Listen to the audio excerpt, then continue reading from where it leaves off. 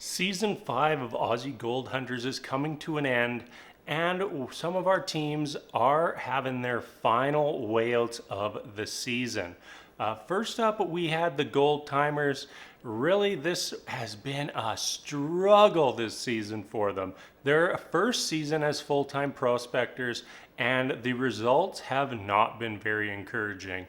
They did end the season on a fairly positive note, but wow, they only got about 10% of their 25-ounce target this season, and it was just mainly headaches and just crushing disappointment all season long.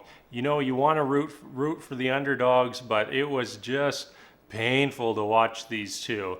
I didn't totally love their approach to everything and how everything went down. You know, if you compare the Goldtimers to Shane and Russell, pretty similar situation there. They're both in their first year of trying to be full-time prospectors. They both have leases in the middle of nowhere, and they're out there trying to figure out a way to get gold off that land. The Goldtimers, they really got a little bit stubborn in what they were doing, I felt. You know, they were trying the detecting, really doubling down on the detecting, and then they were using the Kanga to scrape the topsoil back a little bit. But I really felt like they didn't get much benefit from that. You know, we're looking at some of the other groups, and they're pushing what, like at least 12 inches of dirt off the topsoil. You know, someone like Poseidon Crew, they're digging down 10, 15 feet to get to that pay dirt, find those gold nuggets, versus the Goldtimers who are pushing what, 3, 4 inches of topsoil off, going to detect, and really just not finding the gold like they wanted to. I really wish that they would have adapted a little more like Shane and Russell did with how they went about looking for gold. You know, Shane and Russell, they started at one lease, moved to another. They had a little bit of success, wanted more, and then they went and got that small wash plant, Mr. Fragile, and it really turned their season around. And what happens at the very end for the Goldtimers? They start using their dry blower and finally get on the gold just in time for the season to end. And it's just so disappointing. And I really feel like they should have been focusing a little bit more on that dry blower this season, because just the resources they had at hand. You know, I don't think that they had the level of metal detectors that someone like Poseidon Crew had. Like, you know, we saw Poseidon Crew, they were finding gold all season long here. They were picking up nuggets, gigantic nuggets, small nuggets all season. You know, when things went poorly for them, they went out and detected, and it didn't seem like it mattered where they went. They found the gold. And then you see the Goldtimers just struggling to find gold. And really wish that things would have turned around for them this season, but it just didn't.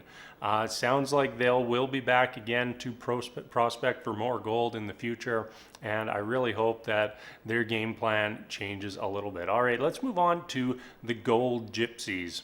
This is not the final week of the season for them.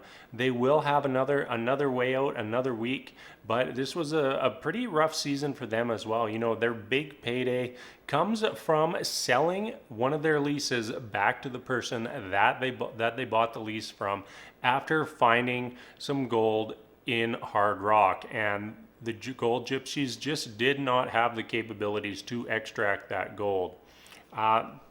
You know, long term, that could be something they end up regretting, because it sounded like the ground that they left behind, extremely rich in gold, but if you can't get that gold out, it really doesn't matter at the end of the day. So they end up selling that lease and move on to a new lease where they've just been doing okay. You know, I think today they pulled a 1/4 of an ounce.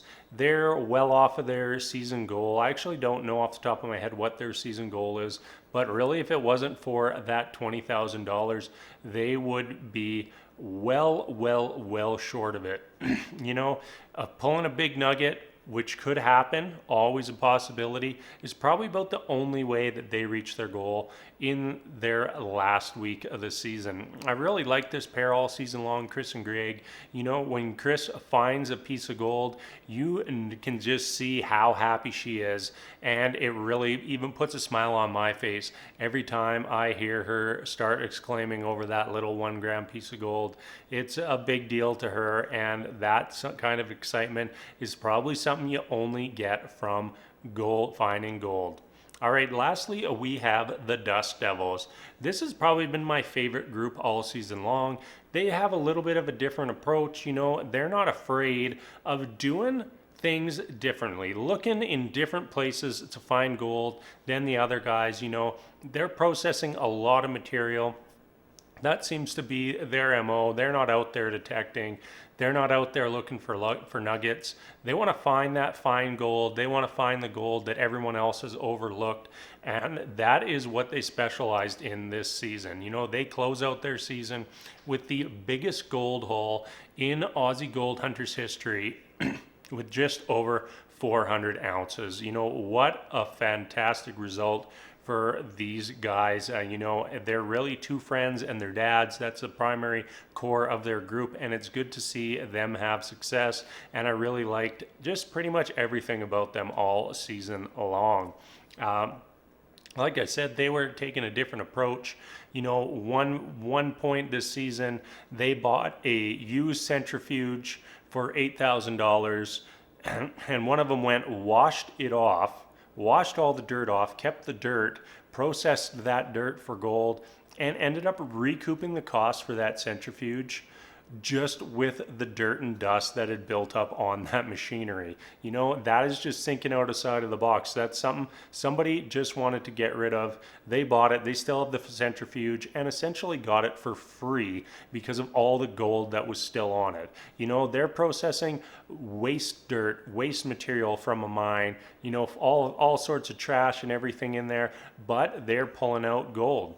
You know, they're taking dirt from an old mill site, and they're getting gold, and as a result, they're 400 ounces to the good this season, and it looks like they have big plans for the future, heading up north to Meekatharra to do some hard rock mining. All right, that is it for episode 19 of season 5 of Aussie Gold Hunters. You know, I'm just caught up this season. Figured, hey, I'm kind of on a little bit of a gold fever right now. I'm doing lots of other videos anyways, so why not cover this too? So I really hope you all enjoyed it. And as always, thank you so much for watching, and we'll see you later.